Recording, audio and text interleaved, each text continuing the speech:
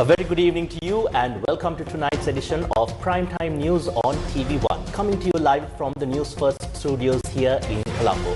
My name is Krishan Devasagayam. And I'm Vyara Veerapan. Before we have a look at your news in detail, let's have a look at your headlines for tonight. Headlines on Newsfirst. Inclement weather affects over 17,700 people. Kalu River overflows at Millakanda. Attanagalu Oya reaches minor flood levels. Rains continue across many areas. Dilu Mamunugama summoned to Police Children and Women Bureau over his comments regarding the victim of the Anuradhapura child abuse case. 2 red notice suspects among 21 criminals deported to Sri Lanka from Dubai. Gammadda rebuild. Day 2 of the program held in Kandy today. Death toll rises to 90 following China coal mine explosion.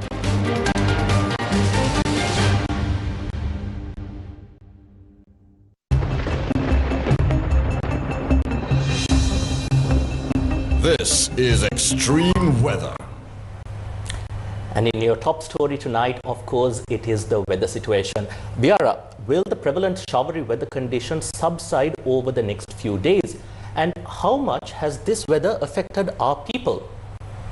Yes, Krishan. So Stevin Machado is ready to bring you all the details on the weather situation affecting the island at present. Stevin. Yes, thank you, Vyara and Krishan. Now, yes, just like yesterday, the rainy weather conditions prevailed in several areas of the island today as well. Now, this is because the southwest monsoon is gradually establishing itself across the country. As a result, flooding, fallen trees and road blockages were reported in several parts of Sri Lanka today too. Furthermore, minor flood warnings have been issued for several rivers. Now, among them, the minor flood level warnings have been issued for Kalu River Basin was extended for another 24 hours starting from this afternoon. Now, currently, the Kalu River is at minor flood level at the Kalavalava area. Now, however, the minor flood situation in the Ratnapura district is now receding. Along with these announcements, we now turn our attention to landslide warnings, weather events over the past 24 hours and several other weather essential informations that you should know.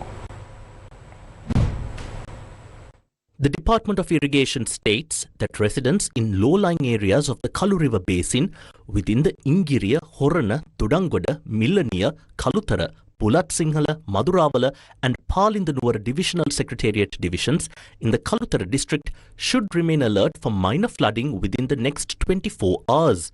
Meanwhile, the flood warning issued for the Attanagalu Oya Basin has been extended by another 48 hours. Accordingly, the Department of Irrigation noted that people living in the low-lying areas of the Attanagalu Oya and Uruval Oya basins in the Dewlapitiya, Mirigama, Attanagalla, Mahara, Gampaha, Minuwangoda, Jayala, Katana and Vattala Divisional Secretariat divisions must remain highly vigilant.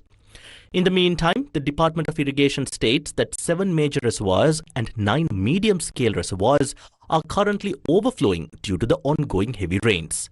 Faced with severe weather, a red or level 3 landslide warning has been issued for the next 24 hours for several divisional secretariat divisions across 2 districts.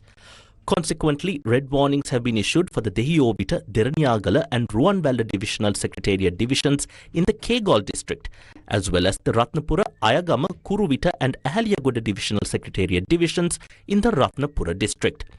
Meanwhile, level 1 or amber and level 2 or yellow landslide warnings remain active for several divisional secretariat divisions in the Colombo, Kalutara, Kegol, Gampaha, Nuwara and Ratnapura districts. පසුගිය දිනවල ඇති වුණු අධික වර්ෂාපතයත් සමග නායෑමේ අන්තර්දායක තත්ත්ව ඇති වෙච්ච ප්‍රදේශ තියෙනවා. එම ප්‍රදේශ නැවත සක්‍රිය වෙලා ලැබෙන වර්ෂාපතයත් සමග යම් ආකාරයක අන්තර්දායක තත්ත්වයක් ඇතිවීමට ඇති ඉඩකඩ බොහොමයක් වැඩි. Meanwhile, nearly 16,000 people across the island have been affected by the extreme weather, with the highest impact recorded in the Gampaha district. That number stands at 11,150.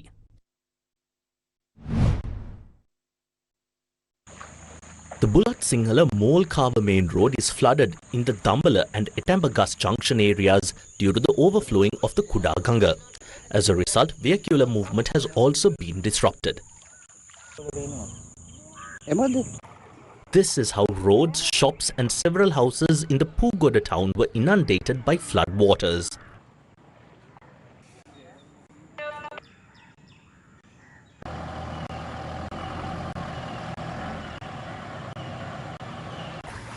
The Velevatta area in Vellampitiya was also flooded this morning.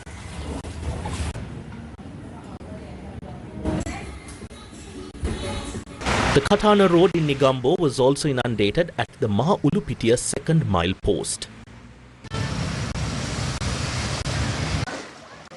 Houses in several areas including Periyamulla Deniyayavatta, Sellakanda and Puakwatta in Kattuwa were inundated.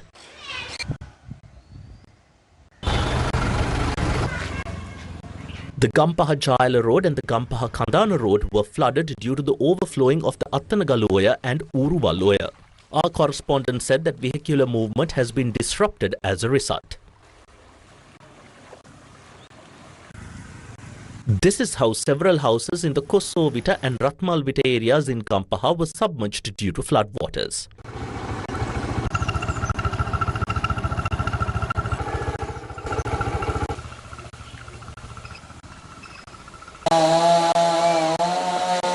Due to strong winds early this morning, a large tree collapsed onto a building at Avittava Nalanda Mahavidyalaya in Alpitiya, causing damage to the roof of the building. Yes, now according to the latest weather advisory issued by the Department of Meteorology, the southwest monsoon is gradually getting established over the island, while showers or thunder showers will occur at times in the western, Sabaragamuwa, northwestern provinces as well as in the Galle, Mathura, Kandy and Nuwara districts, while heavy rainfall of around 100 millimeters are likely in certain areas, while a few showers are also predicted in the Anuradhapura district. Showers or thunder showers may occur at a few places in the Uva province and in Ampara and Batiko districts during the afternoons. Fairly strong winds of around 30 to 40 kilometers an hour can be expected at times over the western slopes of the central hills, as well as the northern, north central, northwestern, southern and eastern provinces. The general public is kindly requested to take adequate precautions to minimize damages caused by strong winds and lightning during thunder showers.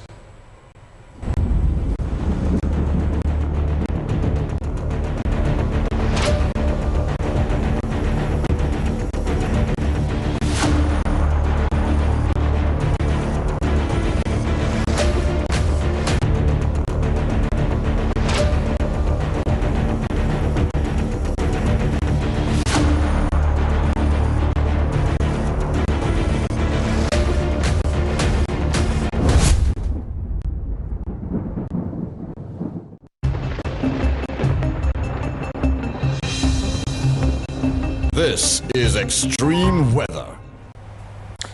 In another headline-making story tonight, the national organizer of the Sarvajana Balaya and former Member of Parliament, Dilu Mamunugama, has been summoned to the Police Children and Women's Bureau. He has been summoned over a complaint received by the police, alleging that the former MP made verbally abusive remarks against a girl who was allegedly abused by Venerable Pallegama Hemaratna Thero. A senior police officer said that he has been informed to appear before the Police Children and Women's Bureau on Monday, the 25th of May. Police clarified details regarding the ongoing investigation during a media briefing held today. It must be said the arrest was made after an investigation was conducted. We carried out the arrest when there was sufficient evidence. It is clearly stated in the Criminal Procedure Code as well. If someone expects for a suspect to be arrested the moment the complaint is received, that is not what should be done.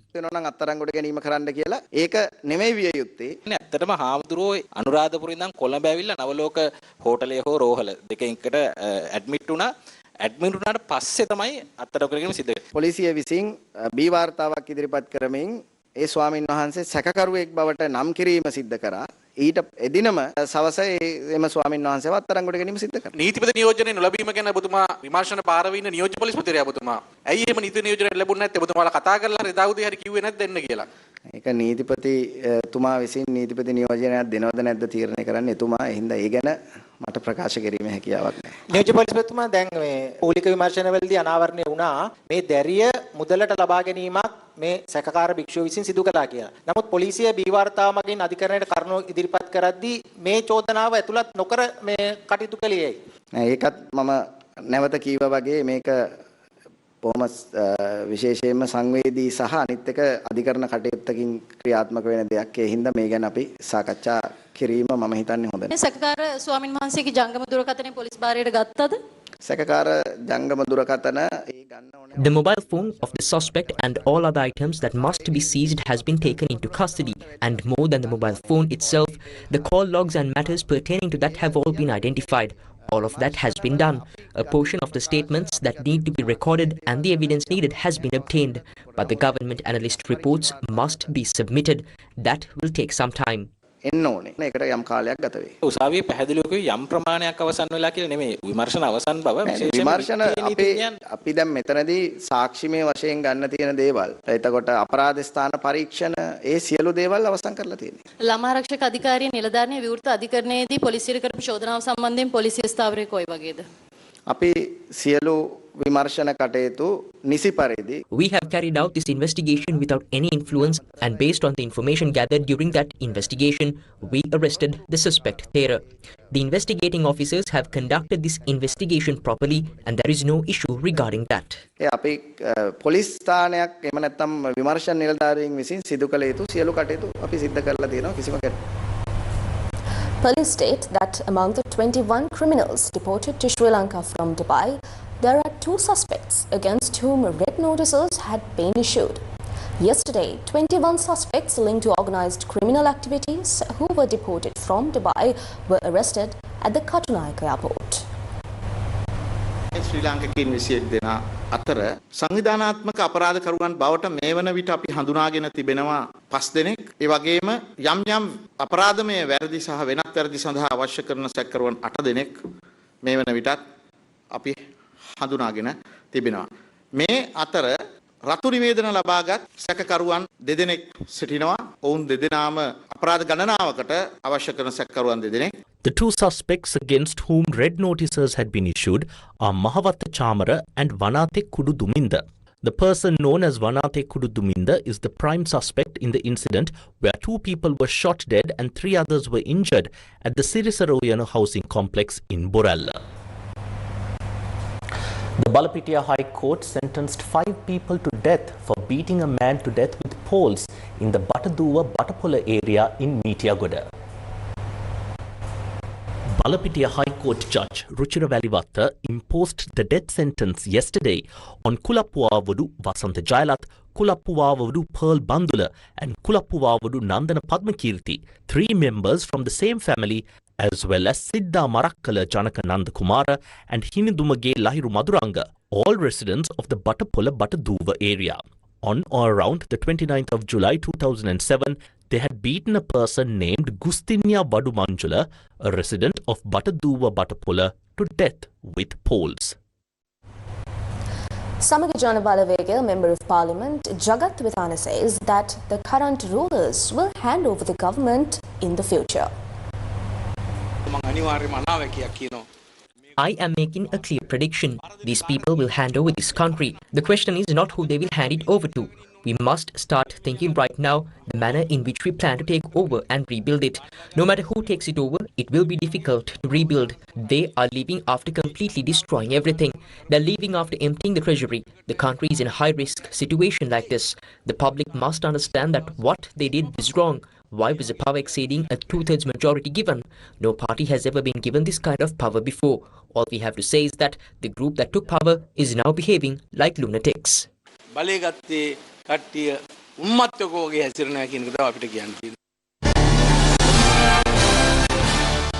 Speaking at an event held in Badulla today, National People's Power Member of Parliament Ravindra Bandara questioned the opposition's readiness to govern the country.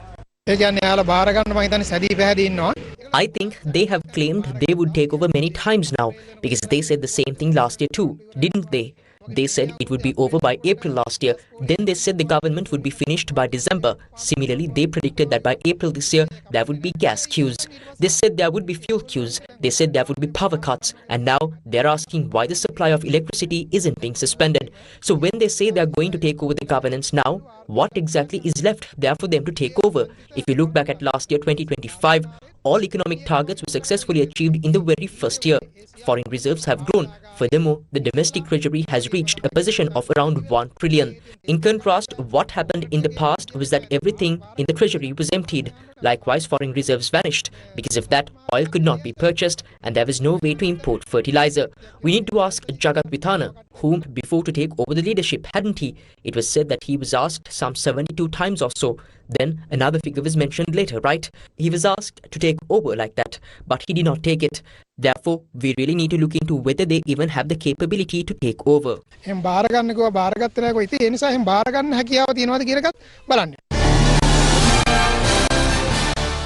Meanwhile, these were comments on the Sri Lanka Podujana Peramuna aligning with leader of the Samagi Jana Balawekya to secure power.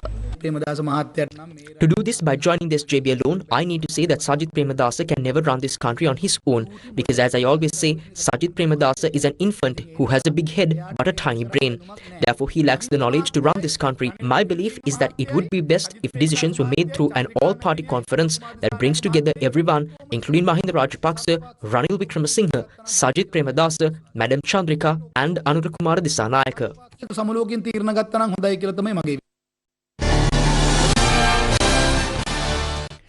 Meanwhile, national organizer of the Sri Lanka Podujana Peramuna Namal Rajapaksa says that instead of travelling to France to investigate the Easter Sunday attacks, the government should focus on managing the people's cost of living.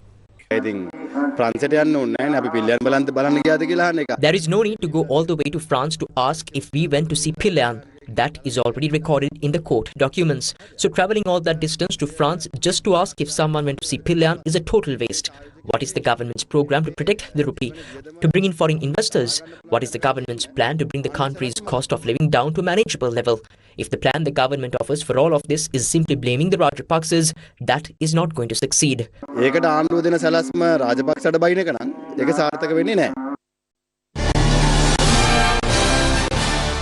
Deputy Minister of Transport and Highways Dr. Prasanna Gunasena expressed these views regarding punishing the corrupt.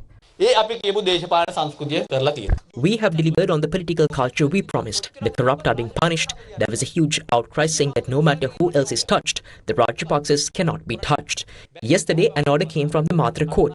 What was it? A warrant. Step down, Basil. If you can, the moment you land either at Karunayaka or Matala, you will be arrested. What we have to tell Namal is to bring and hand over his uncle. There is a whole queue of court cases. They know the dates. Within the next 8 months, we are now waiting for the court judgments to come out.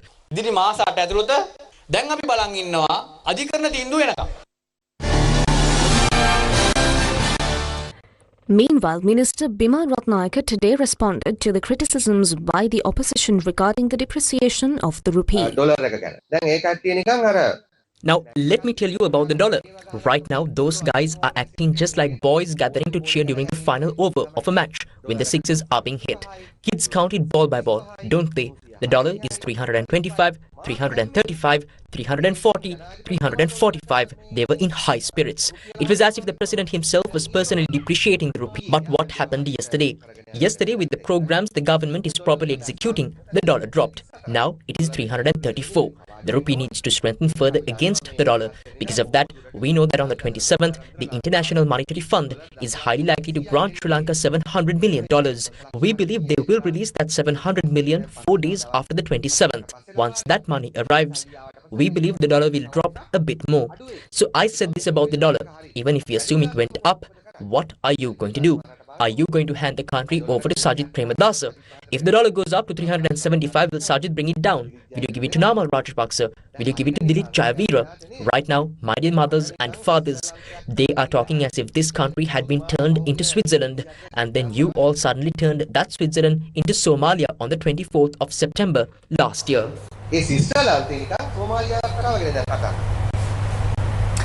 The second day of the second phase of the Gammadda rebuild program for the people affected by Cyclone Ditwa was held today in Kandy.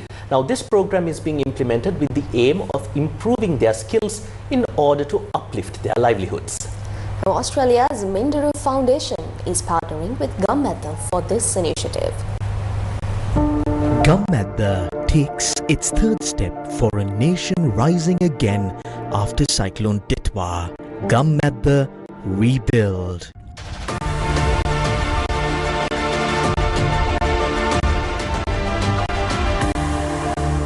Gammadda rebuild is implemented with the aim of upgrading the professional skills of the people affected by Cyclone Ditwa to uplift their livelihoods. Its second program was held yesterday at the premises of the Kandy Technical College. Special training programs were conducted yesterday for people employed in sectors such as masonry, carpentry, electrical work, metal fabrication, plumbing and garment manufacturing.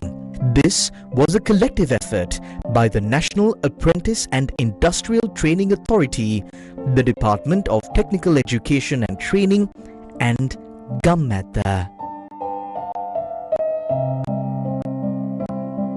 The presentation of certificates and industrial equipment to those who underwent training took place today. The event held at the Kandy District Secretariat was attended by Gammadda leader and Group Director of the Capital Maharaja Group, Siobhan Daniel, along with Kandy Additional District Secretaries Niluka Bulatge and Lalit Atangpavala.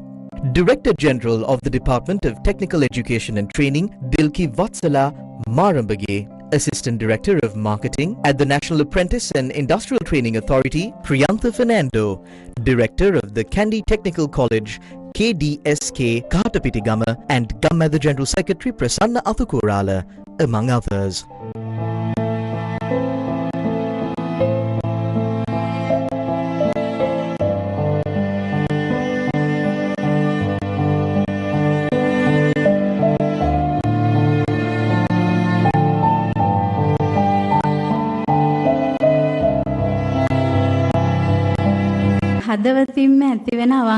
Nature's blessing is always bestowed upon a feeling that comes sincerely from the heart. That, I believe, is why Gammadda has become so popular and has received everyone's blessings. If you look at what Gammadda is doing today, it is not a process that ends with just giving you some money. I believe the opportunity you have been given is a chance to elevate your professional status even further. Therefore, do not just stop where you are. Laptops were also distributed at the event to university students from the Kandy district who were affected by Cyclone Ditwa. When talking about the Maharaja Media Network and Gammadda, I have a question to ask you. How on earth does a team operating out of a tiny room without a massive staff or an office organize this vast array of programs that we see on television every day? How do they pull off such massive projects within our country? To me, it is truly amazing. Think about how many officers, how much equipment, and how many people we need just to get basic routine tasks done. You are absolutely exceptional. You might forget Ditwa eventually, but from now on you will remember. Ditwa brought us down, but Gammadda lifted us up. Gammadda has raised you back up, and as we say, Gammadda raised you up. Remember, even faintly, Naita is also right there with you. It is a new life starting today. As you live this new life, try to renew yourself a little too.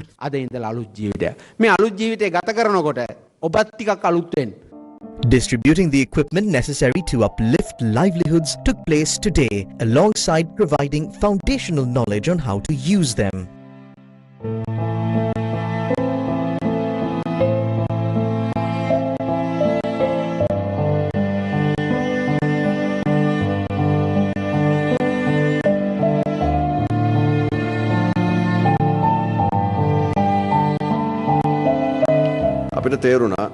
We understood that there is an unimaginable amount of resources in this country. We understood that this is a rich country. We got a thorough understanding of the skills of the people in this country. I am not speaking about the experience one would gain by spending a day or two at a village. I am speaking with the experience of walking across countless villages in this country over the course of 2 decades. We are a very different country. There are over 30,000 villages in our country, and the culture in every one of those villages are different. I believe that the most important aspect of our villages is the fact that they are self-sufficient. Our people never beg and depend solely on others. Our ancestors, our kings, and our leaders solved the problems that the country faced locally. 3 to 4,000 years ago, our ancestors built a great hydraulic civilization. It was our creativity, our skills, and our leadership. අපේ නිර්මාණශීලීත්වය, අපේ හැකියාව, අපේ නායකත්වය.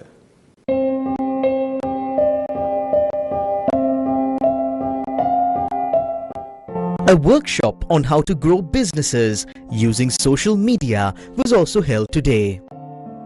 මේ ලැබිච්ච සහාය තාම ලොකු හයියක් අපිට ජීවිතේ ඉස්සරහට ගෙනියන්න. කියන්න බැරි සතුටක් මේ වගේ අවුද කට්ටලයක් හම්බුනේ ගැන මට මගේ තිබ්බේ ඔක්කොම යටපත් වුණා. ජීවිතේ වැටිච්ච මිනිස්සෙක් කොහොමද නැගිටින්නේ? ඒ නැගිටින ගමනට ගම්මැද්ද වැඩසටහනේ ලොකු දායකත්වයක් අපේ වෙනුවෙන් දීලා ලොකු අවුද කට්ටලයක් අපිට දුන්නා. සර් මම ටේලර් වැඩ කරලා තමයි දියුණු වුණේ. දැන් ඒකට වඩා තවත් වැඩියෙන් දියුණු වෙන්න මට පුළුවන් මේ මැෂින් දීපු නිසා.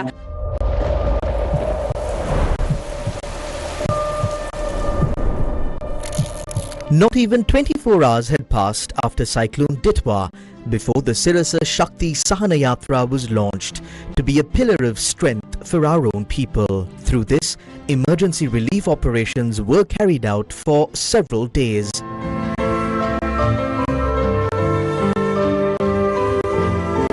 The next step was to rebuild the lives of the affected people. The Gammadda Care and Dare initiative was launched for this purpose, with the contribution of Australia's Minderoo Foundation. Starting in Kotmale, the Gammadda Care and Dare initiative covered all affected districts, providing strength to a resilient population rising again. Its third phase is Gammadda Rebuild. Together we protect. Together we rise. Gammadda. With the people, for the people.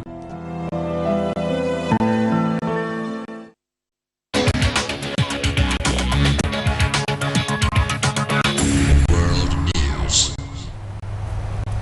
Krishan, shall we take a look at what's happening across the globe? Yes, of course, Vera. There are many developments that are currently taking place across the globe, especially the conflict in the Middle East, as well as the tragic mine accident in China that has unfortunately claimed over 90 lives. We now cross over to George to bring you the latest developments and the details of these stories. Yes, George. thank you, Krishan. Thank you. We are starting off our international news bulletin with an update from the Middle East. Now, Iranian Foreign Ministry spokesperson Ismail Baghi says Iran and the US are working to finalize a memorandum of understanding and that the opinions have been converging. He said Iran is focused on ending the war on all fronts, including Lebanon. He also added that Iran is not discussing the details of the nuclear issue. Meanwhile, US Secretary of State Marco Rubio says there has been some progress made in peace talks and quote-unquote, there is a chance that today, tomorrow, or in a couple of days, we may have something to say rather. Now, we will continue to keep you updated on these developments as and when they unfold. Let's now move on to a tragic mine accident that took place in China. According to Chinese state media, at least 90 people have been killed in a coal mine blast in northern China.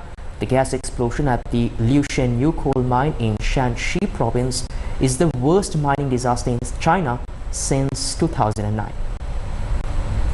There were 247 workers reportedly on duty when the blast happened yesterday evening, with more than 100 people reportedly pulled to safety and hundreds of rescuers sent to the site. 27 people remain in a local hospital, with one in critical condition, while the rest have minor injuries. Most were affected after inhaling poisonous gas, according to state media, though it is not clear what type of gas it was. Chinese President Xi Jinping called for no effort to be spared in efforts to treat the injured and search for survivors, and asked the government to investigate the cause of the blast and hold those responsible to account. Some of the management team at the mine have reportedly been detained. In 2024, the Luxinyo mine was listed as one of the severe safety hazards by the Chinese National Mine Safety Administration. Tongzhou Group, which runs the mine, has reportedly received 2 administrative penalties in 2025 for safety issues. The cause of the gas explosion has not yet been revealed, but state media reported that the levels of carbon monoxide, a highly toxic odorless gas, in the mine were found to have exceeded limits. China's Ministry of Emergency Management has sent 345 personnel from 6 rescue teams to help with the operation. Chinese state media said the rescue operation had encountered difficulties as water has built up near the explosion site, preventing access to certain areas, while blueprints provided by the mine did not match the actual conditions. China is the world's biggest consumer of coal and the largest emitter of greenhouse gases, even as it installs renewable energy capacity at record speed. This incident comes just days after a high-profile visit by US President Donald Trump and Russian leader Vladimir Putin to the country. Now moving on to more news from the international arena. SpaceX launched its biggest, most powerful Starship rocket on a test flight, blasting off from the southern tip of Texas. After traveling halfway around the world, the spacecraft erupted in flames upon reaching its final destination in the Indian Ocean. Let's take a look.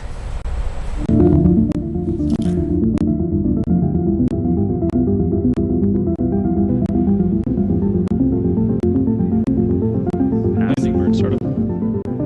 Landing burn startup. 2 engine flip.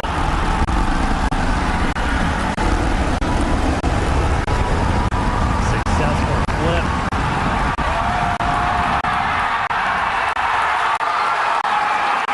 Buoy cam Starship is landed.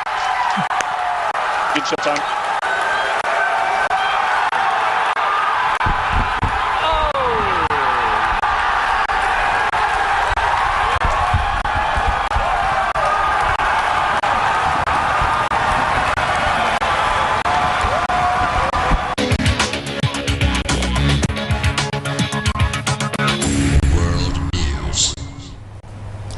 An ICT law seminar in digital lawyering was conducted in Jaffna today. A law seminar on digital lawyering for lawyers and police officers in the Northern Province was held today in Jaffna. The event was organised by the Malakam Bar Association in collaboration with the ICT Lawyers Guild of Sri Lanka. Discussions were also held on topics such as the admissibility of electronic evidence in civil cases. Today, I think you have to realize all these computers, networks, encryptions, cryptology, everything is a part of these acts, Computer Crime Act, Electronic Transactions Act. It's a part of the law of this country. If it's a part of the law of this country, then there is no other option, there is no excuse. We have to learn this subject. When we talk about digital lawyering, lawyers primarily they work and expose the cause of others. So wherever there is injustice or oppression or denial of justice, we approach the judicial court for a judicial resolution of our disputes through a legal mechanism which happens in all the courts across the world. The seminar focused on enhancing awareness and knowledge on emerging ICT-related legal issues, including cyber law, digital evidence and technology-driven legal provinces. The National Zoological Gardens in Dehiwala welcomed 2 new members who have now become the new stars of the zoo. Yeah, with a special naming ceremony also being planned, the African lion cubs, now only 5 months old, are attracting large crowds who are eager to watch their playful adventures. Hashini Patrina is ready to bring us their story today.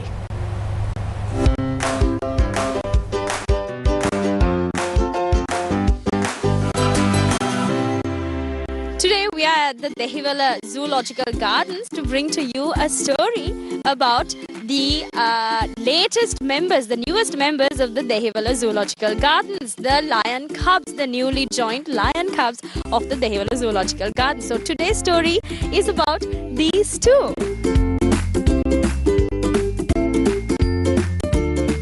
Born on the 24th of December 2025, the adorable African lion cubs, one male and one female, are now 5 months old, playful, energetic and already attracting huge crowds, with visitors gathering daily to catch a glimpse of these celebrities. The cubs are currently under the close care of dedicated keeper Sarath, along with the zoo's veterinary team, including veterinary surgeon Dr. Bimba Rajakaruna. දැන් මම අවුරුදු 29ක් විතර යනවා. සිංහ පැටව දෙන්නෙක් ජාතික සත්තු උද්‍යානයට ඇවිත් ඉන්න අලුතෙන් ඒ සත්තු ටික බලාගන්නේ මමයි. හරි ආසාවෙන් මේ හරි විනෝදයෙන් බලාගෙන ඉන්නවා. වාහනවකදී මාව අඳුරනවා. ඉතින් මාව දැක්කම එනවා. හුඟක් දුරට සිංහියෝ කොටි වලස්සු තමයි බලාගන්නේ. සත්තු කියන්නේ පුදුම. We are happy to introduce the newest members in our zoo, the Dehiwala Zoo, the two African lion cubs. They are now 5 months old. Special thing to mention is that their mother and father also in our Dehiwala Zoo. Mother's name is Kiara and the father is Kesara. According to Dr. Bimba Rajakaruna, the public exhibition of the lion cubs serve main objectives such as the physical development and an enhanced mental health for the cubs, along with exercises for their skeletal and muscle development. Through this exhibition of these lion cubs, we have main objectives of this. Not only exhibition, we are giving the chance for these lion cubs to have outdoor exercises and visually important for their physical development and good for their mental health also, because through these exercises and all, their skeletal development and muscle development, all those are benefited from this. Members of the Young Zoologists Association are also supporting the daily care process while gaining valuable training and experience. The cubs, who started off with milk-based feeding, are now gradually transitioning from milk to a carefully controlled meat-based diet designed to support healthy growth, strong bones and proper development. When we think about the diet of these animals, we are given first they are fed by the mother. So now they are transitioning from the milk feeding into a meat-based diet. We are giving chopped meat for them. The cubs are also receiving specially prepared vitamin supplements based on their weight and health condition. දෛනිකව සිංහ පැටවුන්ට vitamin සකස් කරන්නේ මෙතනින් තමයි. ඒක කෙනියාගේ බාර අනුව ඉතින් එහෙම පශු වෛද්‍යවරුන්ගේ නිර්දේශය මත විටමින් සකස් කරනු ලබනවා. ඒක එයාගේ අර සෞඛ්‍ය තත්ත්වයට විටමින් අවශෝෂණය කර ගැනීම සඳහා තමයි විටමින් සකස් කරනු ලබන්නේ. ඒක විටමින් වර්ග ගොඩක් තියෙනවා. දැනට වෛද්‍යවරු නිර්දේශ කරලා තියෙන විටමින් එකක් තමයි අපි දෙන්න ලබන්නේ. සංගවල මස් වලට ටැබ්ලට් ආකාරයෙන් හා කුඩු කරලා හරි තමයි මේ විටමින් එක දෙන්න ලබන්නේ. The celebrations for these two joyful lion cubs are only getting started. The officials of the National Zoological Gardens in Dehiwala have provided visitors with the opportunity to name the lion cubs, and the zoo is now preparing for a special naming ceremony for them with the names they have received. We have placed a box in front of their exhibiting area, so you can write your name and your contact number and your age, and also 2 suggestive names for these lion cubs. After that, we are going to have a ceremony to name them, and we are selecting the names by a committee of zoo officials. From playful roars to the growing curiosity, these two young African lion cubs are not just the newest additions to the zoo. They're already becoming symbols of joy, learning and conservation. As anticipation builds for their official naming ceremony, the cubs continue to win hearts, reminding visitors of the beauty and wonder of wildlife up close.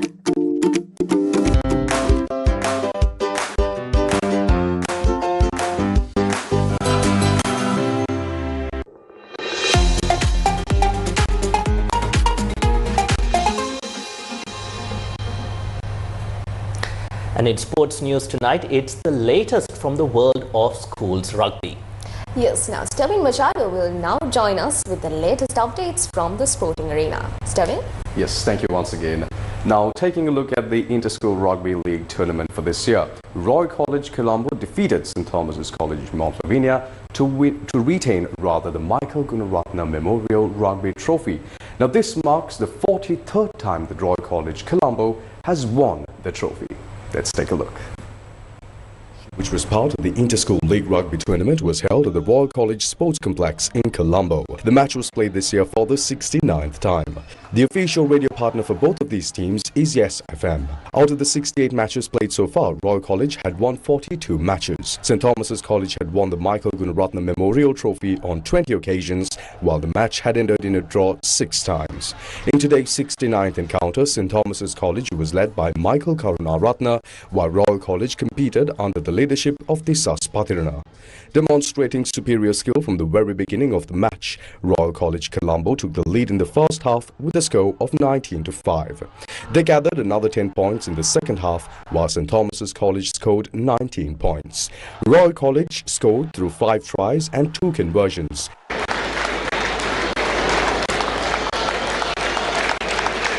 St Thomas's College scored 4 tries and 2 conversions. Accordingly, Royal College Colombo won the match with a final score of 29-24. With this victory, the Royalists successfully retained the Michael Gunaratna Memorial Trophy, which they have won continuously since 2017.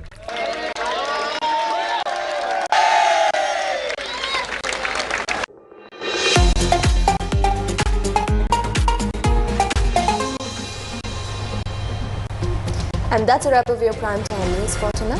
Thank you for watching. Take care, good night, and God bless you.